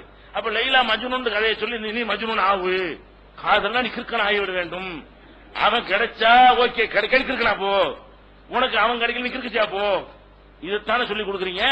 அப்ப நீங்க சொல்லி கொடுத்த இந்த போதனையினால என்ன பண்றான், இந்த வினோதிங்கிற பெண்ணை வந்து ஒருத்தன் விரும்புறானா, மாட்டேன்ல நீ எவனை கல்யாணம் பண்ற பாக்குறன்னு மூஞ்சில் ஆசிட் ஊத்தி விட்டான். ஆசிட்னா என்ன, சாதா ஆசிட் இல்ல, இந்த கக்கூசுகள் ஒரு ஆசிட்லாம் வீட்டுல வச்சிருப்போம், அந்த ஆசிட் கிடையாது. அல்ல துணிமணி எல்லாம் போடுறதுக்கு வச்சிருப்போம்ல ஆளா மாதிரி, அந்த மாதிரி ஆசிட் கிடையாது. இது ரொம்ப பவர்ஃபுல்லான ஒரு ஆசிட்டை வந்து என்ன செய்யலாம், வாங்கி ஊத்தி விடுறான். அப்ப தாங்க முடியாம எரிஞ்சு வெந்து போய் அது பல சிகிச்சை பண்ணி அது மரணித்து விட்ட காட்சியை பார்க்கிறோம். அப்ப அந்த அந்த அந்த பெண் வந்து மரணப்படுக்கையில் இருக்கும்போது என்ன சொன்னது, நீ சொல்றிய நீ ஆசிட்டு வீழ்த்தணும் என்ன செய்யணும்னு கேட்டா, நம்ம தானை தலைவர்கள் கேட்டா என்ன சொல்லுவாங்க, நாம் மன்னித்து விட வேண்டும், 10 வருஷம் ஜெயிலில் வைக்க வேண்டும். அவங்க விஷயத்தை செய்ய மாட்டாங்க. ஆனா அந்த அம்மா சாவு நேரத்தில் என்ன வாக்குமூலம் கொடுக்குது, துடிச்சு கொண்டு அந்த வினோதின் கொடுத்த வாக்குமூலம் என்ன, அவனை நான் துடிப்பது போல துடிக்க வைத்து சாகடிக்கணும் சொன்னாலா இல்லையா? கடைசி துடிக்க சொன்ன வார்த்தை இது. அப்ப பாதிக்கப்பட்ட கொந்தளிச்சு போய் எனக்கு இந்த மாதிரி நான் என்ன செஞ்சேன் அவனுக்கு, என்ன நான் அவனை விரும்பாத குற்றமா, அதுக்காக வேண்டிய ஆசிட்டை ஊத்துவானா? அப்ப ஆசிட்டை ஊத்துவானே, ஆனால் அவனை நான் துடிச்ச மாதிரி துடிக்க வச்சு கொள்ளுங்க, கண்ணுக்கு கண்ணு. அதே மாதிரி சும்மா கூட கொள்ள சொல்லல அந்த பொம்பளை, இதே மாதிரி ஊத்த ஆசிட்ட. அதான் இஸ்லாம் சொல்லுது, என்ன மாதிரி அந்த மாதிரி செய்யணும். என்ன மாதிரி ரசூல் ஸல்லல்லாஹு அலைஹி வஸல்லம் காலத்துல ஒரு யூதர் என்ன செய்யறாரு, ஒரு பெண்ணை கொலை பண்ணி போடுறாரு, யூத பெண்ணை தான், யூத ஆண் வந்து யூத பெண்ணை கொலை பண்ணிடுறாரு. எப்படி கொலை பண்றாரு, 2 பாறாங்கல்ல 2 கல்ல எடுத்துக்கிட்டு 2 கல்லுக்கு அடியில் தலை வச்சு நச்சு கொள்றாரு. ரசூல் ஸல்லல்லாஹு அலைஹி வஸல்லம் என்ன செய்யறாங்க, அந்த பொண்ணை துடிச்சு கொண்டே இருக்கும் பொழுது கேட்கிறாங்க, யாரு, பேச முடியல, வாய் திறக்க முடியல. அவங்களா அந்த பக்கத்துல பேரை சொல்லி கேட்கறாங்க, இந்தாளா அவனா இவனா ஐயா பியா சியான்னு கேட்கறாங்க. டீன்னு சொல்ல ஆமா தலையத்துல ஆட்டுது. யாரு கொலை செஞ்சு சொல்ல தெரியாம அந்த அளவுக்கு சித்திரவதையா குற்றுயிரா இருக்கும் பொழுது கேட்கறாங்க. இது புகார்ல வரக்கூடிய ஆதாரப்பூர்வமான செய்தி. அப்ப ரசூலுல்லாஹ் என்ன செய்யறாங்க, அவனுக்கு மரண தண்டனை கொடுக்கணும் மட்டும் சொல்லல, அதே மாதிரி கல்ல எடுத்து அதே மாதிரி நினைச்சு அதே மாதிரி கொண்டாங்க. இதே மாதிரி அவன் என்ன மாதிரி அந்த பொம்பளைய கொன்றானோ அதே மாதிரி அவனை கொள்ளுங்கன்றாங்க. அதைத்தான் வினோதினி சொல்றா, அதான சொல்லுது, அவனுக்கு கொலை மரண தண்டனை தூக்குல போட்டா பத்தாது, இந்த மாதிரி நான் எப்படி துடிச்சேனோ, எனக்கு என்னென்ன வேதனைகள் இதனால் ஏற்பட்டுச்சோ, எத்தனை நாள் கஷ்டப்பட்டு செத்தேனோ, அதே பவர்ஃபுல்லான ஆசிட்டை வாங்கி அதே மாதிரி ஊத்தி அதே மாதிரி அவன் துடித்து அதே மாதிரி சாகணும். இந்த நீதி எங்களுக்கு நீங்க வழங்க மாட்டீங்களா? உங்க அறிவு வந்து எங்களுக்கு இந்த நீதி வழங்க தராத, உங்க அரசாங்கம் தராதா? இந்த மாதிரி எனக்கு ஒண்ணு ஏற்பட்டால் நீங்க இந்த நீதி தருவீங்களா, தரமாட்டீங்களா? தரலன்னா அந்த அரசாங்கம் எதுக்குங்கிறேன். அப்படி ஒரு அரசு நமக்கு தேவையா? அதுதான் இஸ்லாம் சொல்லுது. எவ்வளவு அழகா சொல்லுது, 1/2 மணி நேரத்தில் முடிச்சாங்க கேச, 1/2 மணி நேரம் முடிஞ்சு வச்சுக்காத. கொலையாளி யாருன்னு தெரிஞ்ச பிறகு 1/2 மணி நேரத்தில் பஞ்சாயத்து முடிச்ச நாளைக்கு ஒருத்தர் கல்ல வச்சு நசுக்குவானா? சொன்னபடி செஞ்சு காட்டினாங்களா இல்லையா? ஹீராங்கிற ஊர்ல இருந்து மதினா வரைக்கும் ஒரு பொம்பளை தன்னந்தனியா வருவான்னு சொன்னாங்களே, அது எப்படி நடந்தது? இதனால் நடந்தது. இந்த மாதிரி சட்டத்தால் நடந்தது. அந்த சட்டத்தை சரியாக பயன்படுத்தியதால் நடந்ததுன்னு பாக்குறோமா இல்லையா? அப்ப இவங்க என்ன விளங்க மாட்டேங்கிறாங்க, மக்கள் என்ன விரும்புறாங்க, நீ விரும்புற தப்பா விரும்புற, இதை பேப்பர்ல கட்டுரை எழுதுனா எல்லாம் படிக்கிறான் ஆதரிக்கிறான்னு நினைச்சுக்கிட்டாங்க. எல்லாம் என்ன படிப்போம், நம்மளே வாங்கி படிக்கிறோம், ஆதரிச்சா படிக்கிறோம், என்னத்த உழைப்பு இருக்கான்னு பாக்குறதுக்கு படிப்போம் நிறைய பேரு. இவங்க என்ன நினைச்சுக்கிறது, பத்திரிகை 2000 பத்திரிகை விற்கிறதுல படிக்கிறாங்க இல்ல, நமக்கு அவ்வளவு பேர் சப்போர்ட் நினைச்சுக்கிறது. 2000 பத்திரிகை வித்து அதுல எழுதிட்டா சப்போர்ட் நடத்துமா? நான் 50 குப்பையை வாங்கி பிஜேபி பத்திரிகை நான் வாங்கி படிக்கிறேன் ஆதரிக்க நடத்துமா? எவன் என்னன்னு சொல்றான்னு தெரிஞ்சுக்கிறதுக்கா படிக்கிறது நிறைய மக்கள் இருப்பாங்க. எப்படிலாம் உளறான், எப்படிலாம் கிருக்கங்க இருக்கிறாங்க, அறிவுஜீவி போர்வையிலன்னு தெரிஞ்சுக்கிறதுக்கா படிச்சா சப்போர்ட் நினைத்து கூட நாட்டை நாடி பிடிச்சு பார்க்க தெரியல. நாட்டு மக்கள் என்ன நினைக்கிறாங்க, என்ன மாதிரியான சட்டத்தை மக்கள் விரும்புகிறார்கள் என்பதை அறிந்து கொள்வதற்கு நாட்டு மக்களோட இவங்களுக்கு எந்த உறவும் கிடையாது. டேபிள்ல உட்காருவாங்க, கற்பனை உட்கார்ந்து கதைகள் சம்பவம் நடந்தவன அதை போய் பார்க்க மாட்டாங்க. இது என்னதுக்காக நடந்திருக்கும் சொல்லி இவனா எழுதி இவனா ஒரு ஜோடிச்சு உண்மை மாதிரி ஆக்கி விட்டுருவாங்க. இவனுக்கு என்ன தெரியும் மக்களை பத்தி, அதை விலைக்கு எவனா மாறிட்டு இருக்கான். அப்ப வினோதி இப்ப என்ன செய்யறாங்க, ஆசிட்டுன்னு சொன்னா இப்படி தண்டனை அந்த பொம்பளை அவன் அப்பனை தான் சொல்றான். அந்த வினோதிய தகப்பனே இதே மாதிரி பெற்றோர் இதே மாதிரி தான் வாக்குமூலம் கொடுக்கறாங்க. ஆனா அரசாங்கம் என்ன பண்ணுது, ஆசிட்டுக்கு தடை விதிக்க வேண்டும், ஆசிட்டு லேசாக கிடைக்க கூடாது. எவ்வளவு கூறு கட்டு போயிருக்காங்க அறிவிச்சிருக்கலாம். அட ஆசிட்டா மேட்ரு பிடிக்கலன்னா அவளை வாழ விடக்கூடாதுங்கிற கான்செப்ட். அதுக்கு ஆசிட்டு கிடைக்க 60 வெட்டுவான். நான் ஆசிட்டு தான் இருக்குன்ற அவளை எல்லாம் செய்யணும்னு நினைக்கிறேன், அதான் மேட்ரு. அவளை என்னமா செய்யணும், எனக்கு நீ இல்லைன்றீல எவனுக்கு இருக்க கூடாதுன்னு சொன்னா ஆசிட்டு கிடைக்காட்டி வேற என்னதே ஊத்த முடியாதா? எதையா ஊத்துவான், தலையை வெட்டுவான், கத்தியால குத்துவான். அப்படி குத்துன எத்தனை சம்பவம் இவங்க சொல்லிட்டு இருக்கும் போதே இதே மாதிரி மேட்டர் கூட அறுவலை எடுத்து வெட்டினான். ஆசிட் கிடைக்கல போல இருக்கு. என்ன செய்தான், ஒரு வாரத்தில் நடக்குது இந்த மாதிரி. இவங்க ஆசிட்டை தடை செய்யணும்னு சொன்ன ஒரு வாரத்தில் விருதுநகர் பக்கத்தில் என்ன செய்யுது, இதே மாதிரி ஒருத்தன் காதலிச்சால விரும்பலையா, கடைக்கு போன ஆசிட் கிடைக்கலையா, அறுவலை எடுத்து போட்டு தள்ளிவிட்டான். அப்ப என்ன நீங்க ஆசிட்ட தட்ட நின்றுமா? இது மேட்ரு என்ன? இந்த டிவியில உட்கார்ந்துட்டு இந்த காதல் போதை ஏத்துறான கிற்கனாக்குறான எல்லாத்தையும் அவங்க பிடிச்சும் போது உள்ள போடு. இந்த மாதிரி நிகழ்ச்சிகளை தடை செய்ய கிற்க ஆக மாட்டான், கொள்ள மாட்டான். அது ஒரு விஷயம். அப்படி தப்பித்தவரை செஞ்சா அந்த வினோதினி ஆசைப்பட்ட பிறகு தண்டனை கூடும். சாவ போகும்போது அந்த வினோதினி, பாதிக்கப்பட்ட வினோதினி என்ன மாதிரி ஆசைப்பட்டாலோ அந்த மாதிரி தண்டனையை கூடு. நடக்குமா நாளைக்கு? ஆசிட்டையும் கொள்ள மாட்டான், அறுவாலையும் கொள்ள மாட்டான். நீ அதே மாதிரி ஊத்தி மண்டில நச்சான சொல்ல தலைய அந்த மாதிரி ஆசிட்டை ஊத்தி சுட்டிக்க வச்சு டிவியில காட்டி ஆசிட்டு ஊத்தி அவன் பண்ற பாட்டை பாருங்கன்னு காட்டினா நாளைக்கு பொண்ணு பிடிக்கலன்னா அறுவலை தூக்குவானா? அப்ப என்ன இவன் என்ன நினைக்கிறான், என்ன செஞ்சாலும் ஒண்ணு செய்ய போற, என்னடா செய்வீங்க? ஆசிட்டு கிடைக்கிற 18 வயசுக்கு மேல உள்ளதான் ஆசிட்டு வந்து கொடுக்கணும். 18 வயசு கீழே உள்ளவன் ஆசிட் ஊத்திட்டு இருக்கிறான். ஊத்தினால மேல உள்ளவன் தான் இருக்கிறான். என்ன செய்யற? எவ்வளவு அறிவு! கோர்ட்டு சொல்லுது, இதெல்லாம் கோர்ட்டு. நீங்கள் ஆசிட் கிடைப்பதாக இருந்தால் அவன் 18 வயசு மேல இருக்க வேண்டும். அப்ப என்ன வழங்குறான்? அப்ப பச்சை புள்ளதான் ஆசிட் ஊத்து நினைக்கிறான். அப்ப சின்ன பிள்ளை வாங்குற ஆசிட்டாவது தாய் சொல்லி தேவைக்கு வாங்க விட்டுருப்பாங்க. பெரியவன் வாங்குற ஆசிட் தான் ஆளை கொண்டு வாங்குவான். அவனுங்க சின்ன பிள்ளைகள் ஆசிட் கேட்டுவா, யாரு கேட்டு விடுவா? சீட் எழுதி கொடுத்துடுறாங்க, வீட்டுக்கு எது தேவைப்படும். அதுதான் விற்கலாம் முறைப்படி. இவன் என்ன செய்யறான்? ஆசிட் கேட்டு வந்தா 18 வயசு மேல இருக்கணும், ஐடி கார்டு எல்லாம் கேட்கணும், என்னதுக்கு வாங்குற குறிக்கணும், அதெல்லாம் குறிச்சுக்கிட்டு அப்புறமேல நீங்க விற்பனை பண்ணுங்க அப்படிங்கிறாங்க. சரி, விற்பனை 18 வயசு மேல வாங்கிட்டு போயிட்டான். வீட்டுல வாங்கி வச்சு மோந்திக்கிட்டு போக முடியாதா? அப்பங்கார வாங்கி வீட்டுல வச்சு போட்டாங்க தேவைக்கா வேண்டி. மகங்காரம் எடுத்து ஊத்திட மாட்டானா? என்ன மேட்ருன்னா ஆசிட் கிடைக்கிறது கிடைக்காத மேட்ரு. கான்செப்ட் தப்பா இருக்குது. நீங்க ஏற்ற போதை காரணமா இருக்கிறது. தண்டனை போதுமானதா இல்ல. இதான மேட்ரு. நீங்களே அது தூண்டுகிறீர்கள். ரெண்டாவது தண்டனை பத்தல. அப்ப இவர்கள் இப்படி செஞ்சு கொண்டிருக்க மக்கள் வேற மாதிரி இருக்கான். கோர்ட்டுக்கு அறிவு இல்லை, அரசாங்கத்துக்கு அறிவு இல்லை, அறிவுஜீவிக்கு அறிவு இல்லை, மக்களுக்கு அறிவு இருக்கிறது. நாட்டு மக்களுக்கு இருக்கிற தெளிவும் அறிவு யாருக்கு இல்ல? படிச்சவனுக்கு, பத்திரிகையாளனுக்கு, எழுத்தாளனுக்கு, ஊடகத்தில் இருக்கவனுக்கு தெரியவில்லை, அரசியல்வாதிக்கு தெரியவில்லை. அதே மாதிரி என்ன கேட்கிறாங்க அடுத்து, மரண தண்டனைங்கிறது ஒரு கொலைதானது வாதம் வைக்கிறாங்க. கொலை கூடாதுங்கிறீங்க, நான் கொலை செய்யக்கூடாது என்றால் அந்த செயல் அரசாங்கம் கொலைதானது. கொலை இல்லாமல் போய்விடுமா? அது எந்த வகையில் பார்த்தாலும் அரசாங்கம் செய்யற கொலை தான் அது, அதுவும் கொலை குற்றம் தான், கூடாது அப்படிங்கிறாங்க. அந்த அரசாங்கம் செய்யறது மனுஷன் செய்யறது ஒண்ணா? இப்ப உங்க வீட்டு சொத்தை நான் அபகரிக்கலாமா? அரசாங்கம் தேவைப்பட்ட எடுத்துட்டு போயிருவான், எடுக்கக்கூடாது இல்லையா? இந்த மெட்ரோ வருது, மெட்ரோக்கான எத்தனை பேர் வீடு போகுது? இப்ப நம்ம போய் வீட்டு அடிக்க முடியுமா? நான் எங்க வீட்டுல வீடு கட்ட போறேன், உங்க வீட்டுலாம் தாண்டி சொல்லி இடிச்சு தள்ள முடியுமா? மனுஷன் செய்யக்கூடாத விஷயங்கள்லாம் அரசாங்கத்துக்கு உண்டா இல்லையா? அரசாங்கம் செய்வது திருட்டுல வருமா? அரசாங்கத்தினுடைய தேவைக்காக வேண்டி சாலைகள் விரிவாக்குறதுக்காக வேண்டி எத்தனை வீடுகள் எடுப்பாங்க. இங்கே ரோடு அகலப்படுத்த நினைச்சானா நம்ம ஆபீஸ் எடுத்துக்குவோம். யார் என்ன செய்ய முடியும்? அதுவும் நான் ஒரு மனுஷன் ஆக்கிரமிக்கிற சமமா? அப்ப என்ன செய்யறான்? அரசாங்கம் செய்ய கொலை தானே சரி. அதாவது கொலையை தனியாரும் செய்யக்கூடாது, அரசாங்கம் செய்யக்கூடாது, அப்படித்தானே சரி. ஒரு மனுஷனை தடுத்து வைப்பதுங்கிறது என்ன? உங்களை தடுத்து வச்சு விட மாட்டாங்க, அது என்னங்க குற்றமா இல்லையா? செய்யக்கூடாதுன்னு அப்ப ஜெயில இருக்கக்கூடாதுன்னு சொல்லப்ப அரசாங்கம் தானே செய்யறான். தனி மனுஷன் செய்யற காரியத்தை அரசாங்கம் செய்யக்கூடாது என்றால் தனி மனிதன் இப்படி செய்யலாமா? ஒரு ஆளை பிடிச்சி பள்ளியாசல் அடைச்சு வச்சு வெளியே போக கூடாது, 10 மாசம் உள்ள கரு அப்படின்னு நான் சொன்னால் குற்றமா இல்லையா? அது குற்றம். இப்ப அரசாங்கத்துல ஜெயில போடுச்சுன்னு சொல்லல, நீ மரணதானே வேணாங்கிற, என்ன செய்யலாங்கிற? ஜெயில வைக்கலாங்கிற, அதுவும் தப்பு தானடா.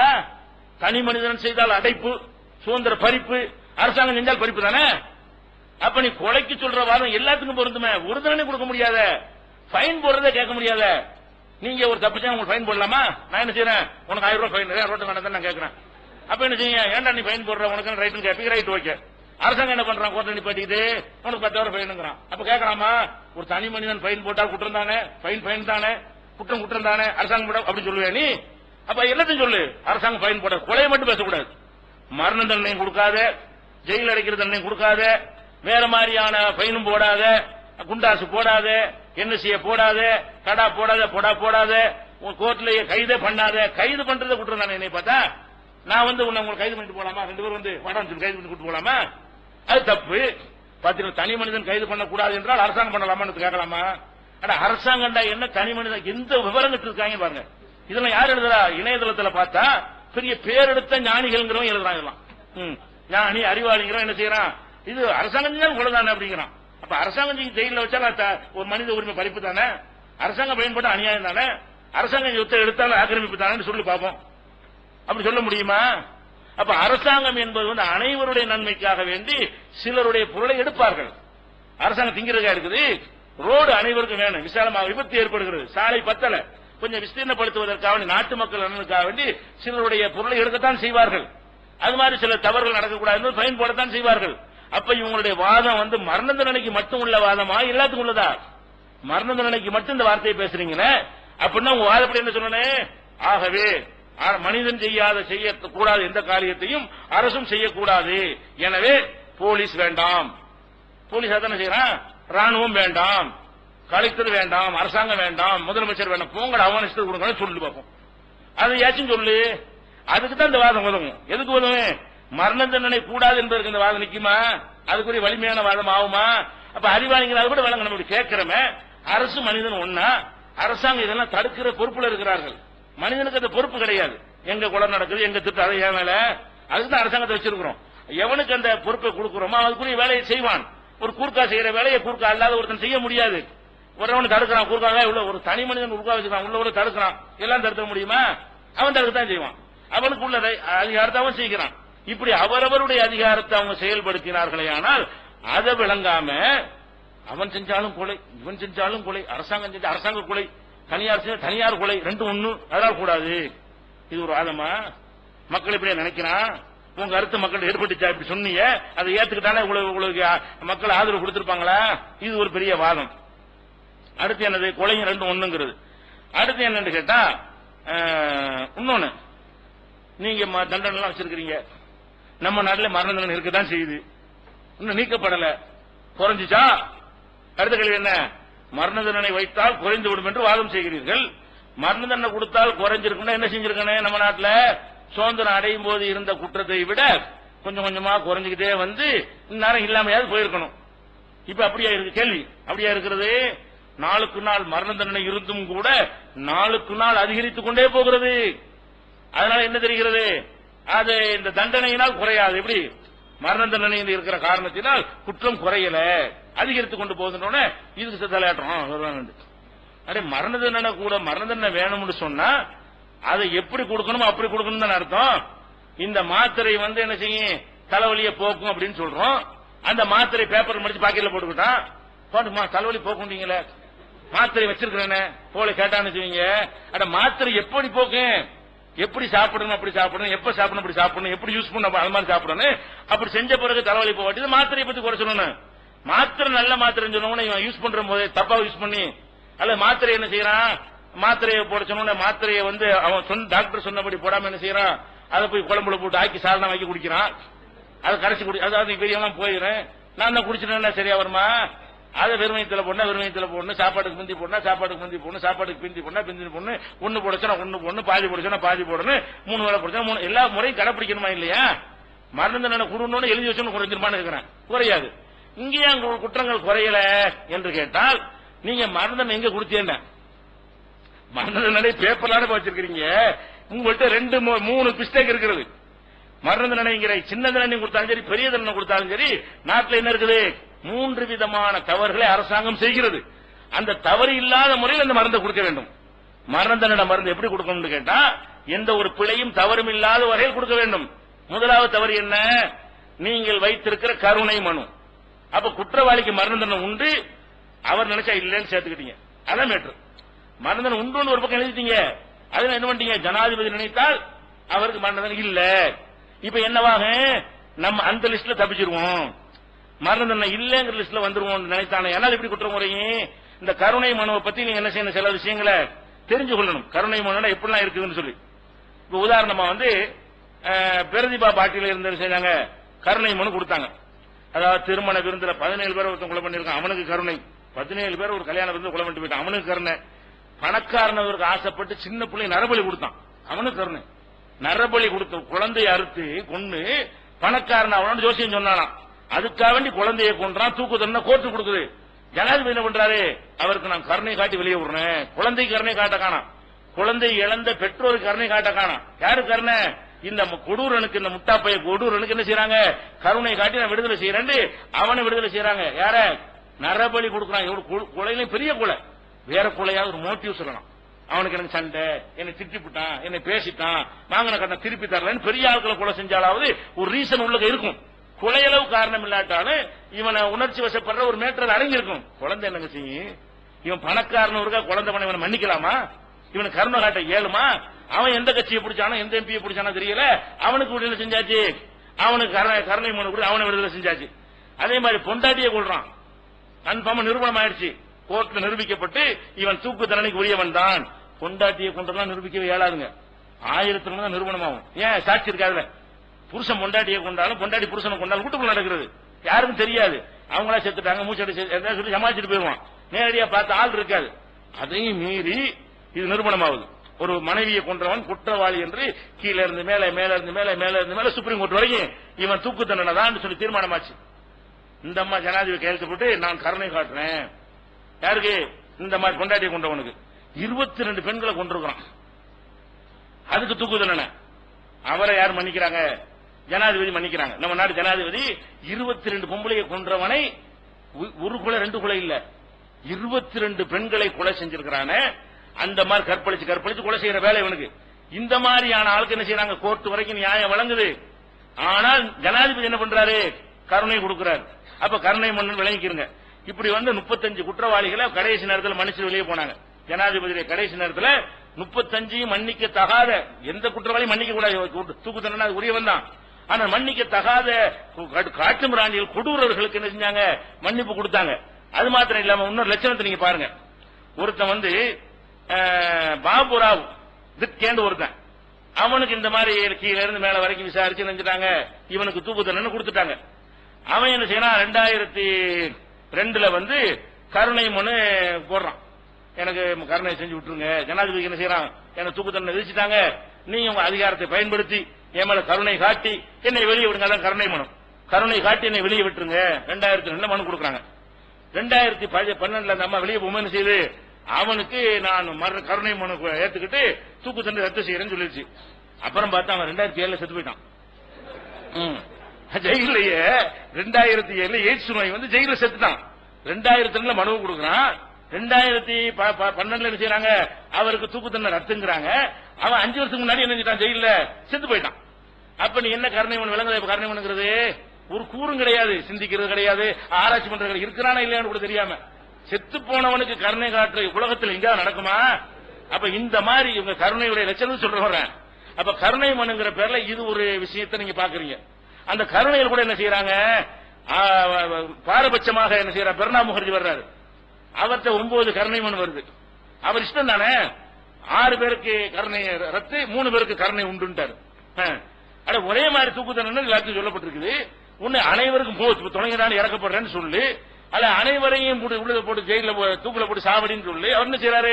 அவரா இஷ்டத்துக்கு இந்த 6 பேரையும் விடு, அந்த 3 பேரையும் உள்ள தூக்கி போடு, 6 பேர் தூக்குல போடு, 3 பேரை மன்னிங்கிறார். இப்ப பிரணாப் இந்த பிரணாப் முகர்ஜி செஞ்ச அதுல அப்சல் ஒரு ஆளு.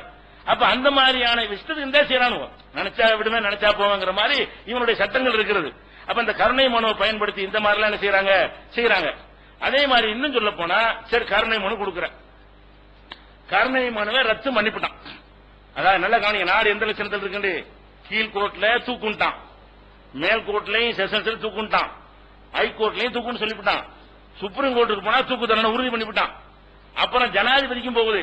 அவர் என்ன பண்றாரு? இவனுக்கு கருணை காட்ட இயலாது அப்படின்னு சொல்லிட்டு கருணை மனு ரத்து பண்ணிட்டாரு. இப்ப என்ன செய்யணும்? அவர் ரத்து பண்ண என்ன செய்யணும்? அரசாங்கம் அதுக்கு மேல ஒண்ணும் கிடையாதுல, தூக்குல போடணும்ல, போட்டாங்களா? கருணை மனு ரத்து பண்ணி இன்னும் இருக்கான் ஒருத்தன். 1993 புல்லாருங்கிற ஒருத்தன் என்ன செய்யறான்?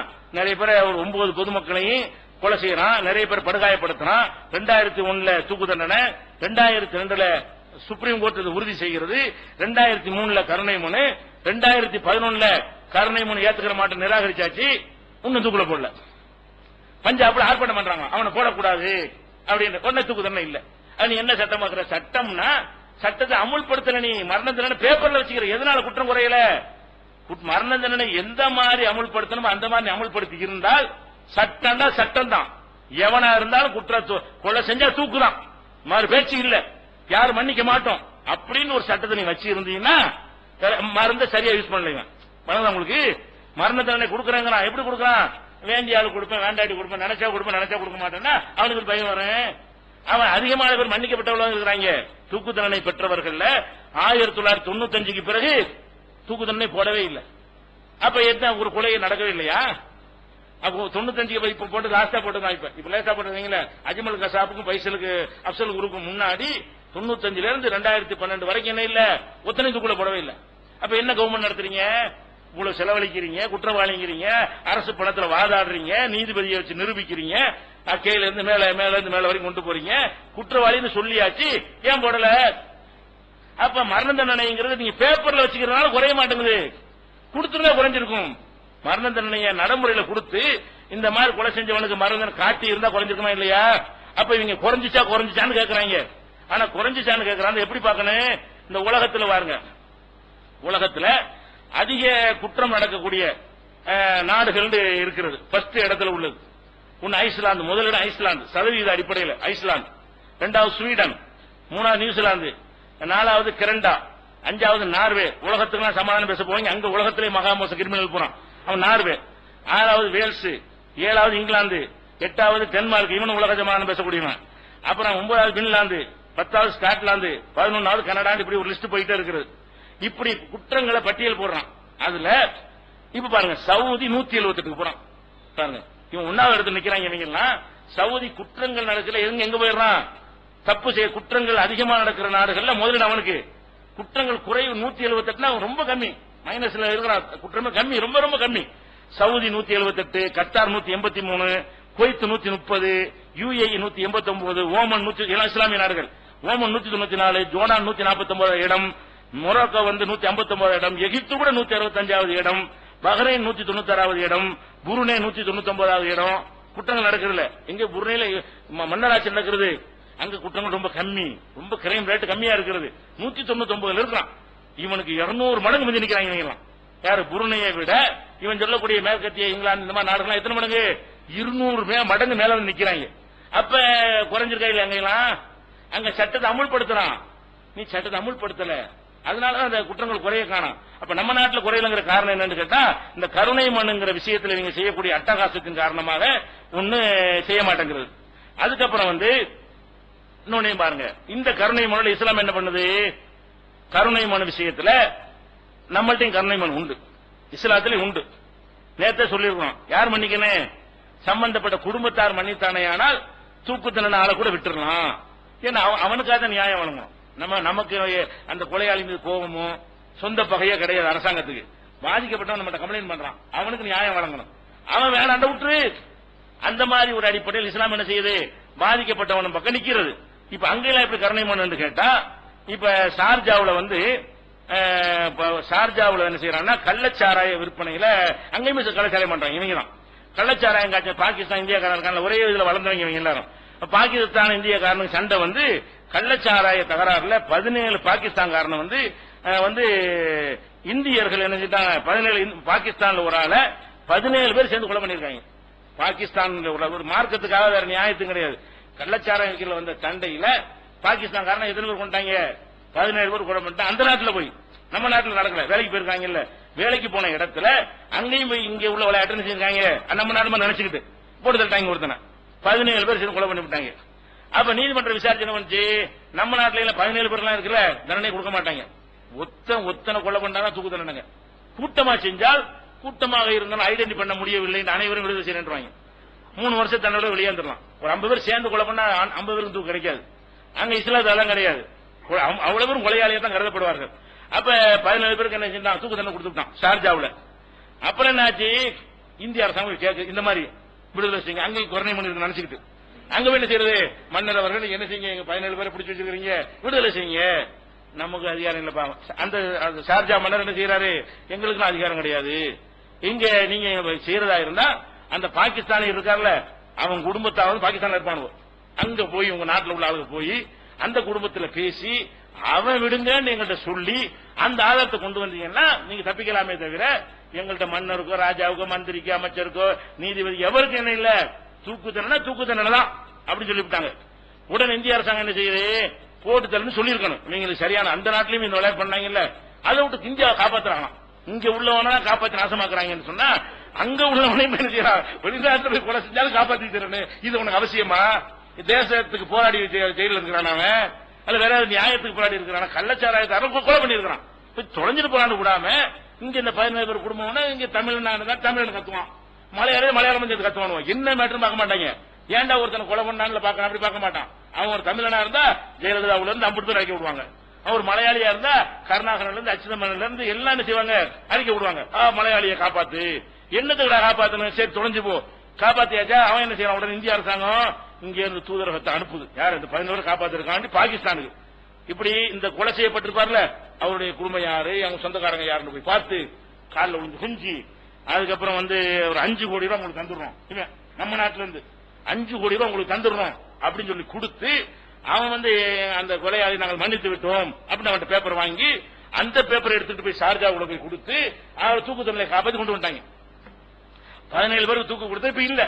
ஆனா எதுக்கு சொல்ல வர்றேன், இவங்க திருந்துற மாதிரியே இல்ல. இவங்க இங்கே விட மாட்டேங்கிறாங்க, அங்கே விட மாட்டேங்கிறாங்க. ஆனா ஒரு விஷயம் தெரிகிறது, உரிமை யாருக்கு? சட்டம் இப்படி நிலைநாட்டப்படுத்தீங்களா? ஒரு அரசாங்கம் இவ்வளவு பெரிய அரசாங்கம் கேட்டும் கூட இந்தியாவுக்கு செல்ல நாடு, இந்தியாவுடைய ரூபாயை தான் கொஞ்ச நாளைக்கு முன்னாடி பயன்படுத்தி அந்த அளவுக்கு இந்தியாவோட 2.5 கலந்து இருக்கிற ஒரு நாடு, இந்தியாவோட ஒரு அபிமானம் வைத்திருக்கக்கூடிய ஒரு நாடாக இருந்தும் கூட இவங்க கேட்கிறாங்க, அவன் ஏத்துக்கிற மாட்டேங்கிறான். உடனே என்ன செய்யறாங்க, வெற்றி வெற்றி கொண்டு வந்து விட்டோம் அப்படிங்கிறாங்க. எதை வச்சு கொண்டு வந்த? அப்படியே அந்த குற்றவாளி தப்பிச்சு வர்றதா இருந்தா கூட இஸ்லாம் சொல்லக்கூடிய அந்த உரிமையை வைத்து நீ வந்திருக்கிறாய். இந்த ஜனாதிபதியை நம்பினா உருப்படுமா? இது ஈஸியான முறையா போச்சா? இல்ல அப்படி செஞ்சா கூட கொலையாளி எதை வச்சு வந்தான், இஸ்லாம் சொல்லக்கூடிய இந்த உரிமையை குடும்பத்தார் மன்னிச்சாங்க. ஒரு 5 கோடி ரூபாய், சரி அவனால என்ன சம்பாதிப்பான், இத்தனை வருஷம் இருந்தா என்ன சம்பாதிப்பான், யார் யாருக்கு என்ன கொடுப்பான், எல்லாத்தையும் கணக்கு பண்ணி எங்களுக்கு இவ்வளவு ரூபா வேணும் சொல்லி அவங்க சந்தோஷம் செட்டில் ஆகிட்டாங்க. எதுக்கு நம்ம உசுர எடுக்க, நம்ம நல்லா இருப்போம்னு சொல்லி இந்த 5 கோடி ரூபாய் கொடுக்குற அளவுக்கு வந்தான் பாருங்க. அதனால எல்லாரும் பயப்படுவான். அப்ப இந்த 17 பேருக்கு அவன் அரசாங்கம் போய் 5 கோடி ரூபாய் கொடுத்தீங்க, கொடுத்தாலும் எப்படி விடுதலை ஆனது? இந்தியாவுடைய இஸ்லாமிய சட்டம் அவனை விடுதலை செஞ்சிருக்கிறது. இப்படியான காரணமும் இங்க இருக்கிறது. இப்ப கிட்டத்தில் கூட என்னாச்சு, இலங்கை பெண்ணை சுரேஷ்ங்கிற ஒரு ஆள் நினைச்சிட்டாரு, சுரேஷ் காளிதாஸ் 2 பேரும் நினைச்சாங்க இலங்கை பொண்ணை கொண்டுட்டாங்க. அப்புறம் என்ன சாச்சு, இவங்க கத்துனாங்க, இங்க இருந்து எம்பில இருந்து தமிழ்நாட்டு ஆளு அவர் விடுதலை செய்யணும் எம்பி எல்லாம் கத்துறாங்க. ஒரு குவைத்துல தூக்கு தண்டனை கொடுத்து விட்டார்கள், காப்பாத்துங்க. குவைத்துல மன்னர் போய் கேட்டா நமக்குள்ள முடியாதுங்க, நான் என்ன ராஜாவா, இங்க ஒண்ணும் செய்ய முடியாது, சட்டம் தாங்க பேசும், எங்களுக்கு ஒண்ணும் முடியாது. அப்புறம் என்ன செய்யறது, இலங்கை பெண்ணுடைய குடும்பத்தார் தான் உடனே இலங்கைக்கு போய் இதே மாதிரி அங்க சரி கட்டி அங்க பேசி எல்லாம் சரி பண்ணி என்ன செஞ்சாங்க, அந்த குடும்பத்தாருக்கு தொகை வேண்டியெல்லாம் கொடுத்து மத்திய அரசு போய் அந்த ரெக்கார்டு எல்லாம் கொடுத்த உடனே அந்த குடும்பத்தார் ஓகேட்டாங்க. பாதிக்கப்பட்ட இலங்கை பெண்ணுடைய குடும்பத்தார் மன்னித்து விட்டார்கள், வெளியே வந்துட்டாங்க. அப்ப இது கருணை மனுங்கிற விஷயத்தை நீ எப்படி பயன்படுத்துற, நாங்க எப்படி பயன்படுத்துறோம்? எந்த கருணை மனு நல்லது? இவன் பாதிக்கப்பட்டவன மன்னிச்சுட்டான், அவன் அறுவலை தூக்க மாட்டான்ல. நீ கருணை மண்ணில் மன்னிச்சுனா எனக்கு கோவமா இல்லையா? எங்க அப்பனை கொலை செஞ்ச ஒரு ஆளை நீ மன்னிச்சுட்டேன்னா அப்ப நான் கொள்றேன்னு வருவேனா இல்லையா? இப்ப நீ கொடுக்காது நான் தானே கொடுப்பேன். அப்ப நான் மனசு ஆறாதுல, எனக்கு நான் தானே பாதிக்கப்பட்டிருக்கிறேன். இப்ப இந்த மாதிரி செஞ்சா அவனுக்கு கோவம் வராது, திருப்பி பலி வாங்க மாட்டான். சரி நம்ம சரி பேசி தொலைஞ்சு போயிட்டாங்க, ரூபா தந்துட்டாங்க, 5 கோடி பெரிய தொகை வாங்கி உனக்கு தொலைஞ்சு போய் அப்படின்னு விட்டான்னு வைங்களேன், பழி வாங்க நடக்காது.